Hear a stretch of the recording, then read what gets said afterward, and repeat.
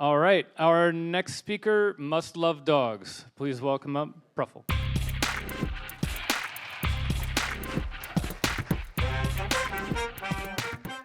So we'll talk about extending personhood to dogs. That means extending political agency, economic agency, but we'll break it down so it's not as crazy as it means. And I'm glad Sarah put psychedelics in your brain so we can bend the rules a little bit.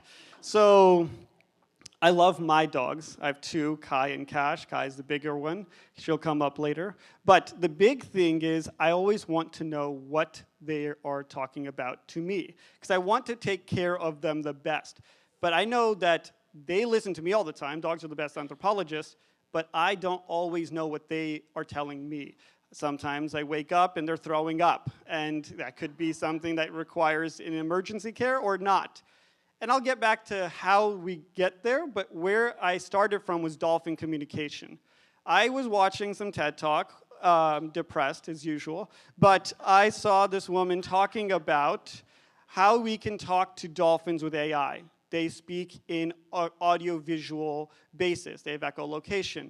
I was like, I've done self-driving cars. I can do this shit. I'm good at this.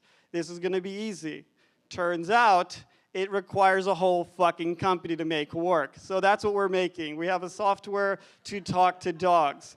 And that came from talking to my wife about dolphin research from Dr. Denise Herzing, and our dog was barking, and she's like, cool, what is Kai saying? I never considered dogs to be a primary user for our technology. They're not considered intelligent. They're like babies.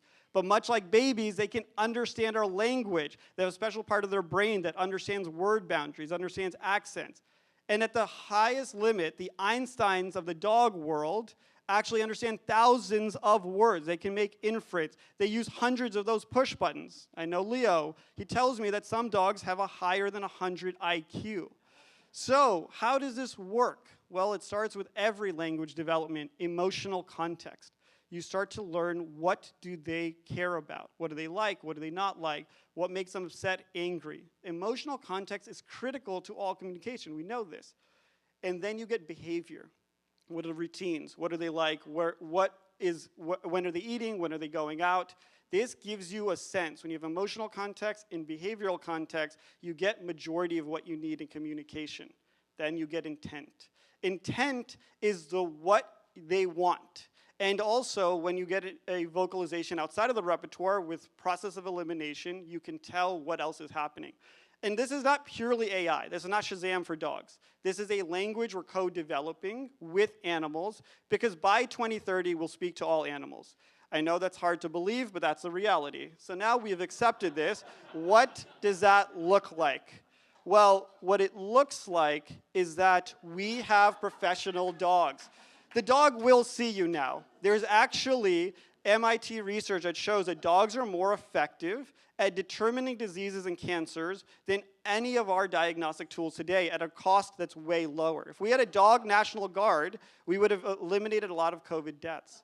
But the thing is that this money goes to companies, not to the agents that do it. And when you don't give agency to an animal doing the work that's intelligent and can communicate, you don't have that. So we have digital currencies now, and if you incorporate that, that is a personhood. LLCs are people in the United States and most of the world. When you have companies that are people too, I think some of you are seeing the wheels are turning, you know where this is going. There are companies now that are autonomous organizations. You have a human that puts an agent in charge of making all the primary decisions.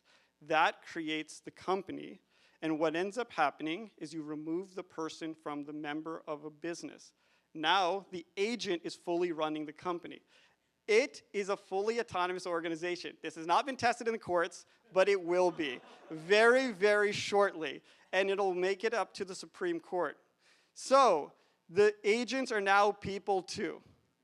If we get to this point, you can see where we make dog personhood. No? Okay.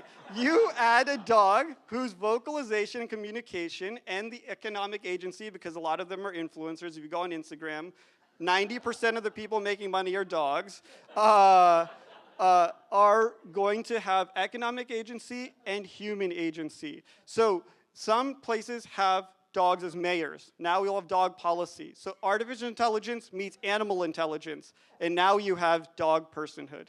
Thank you for my TED Talk. Thank you for coming.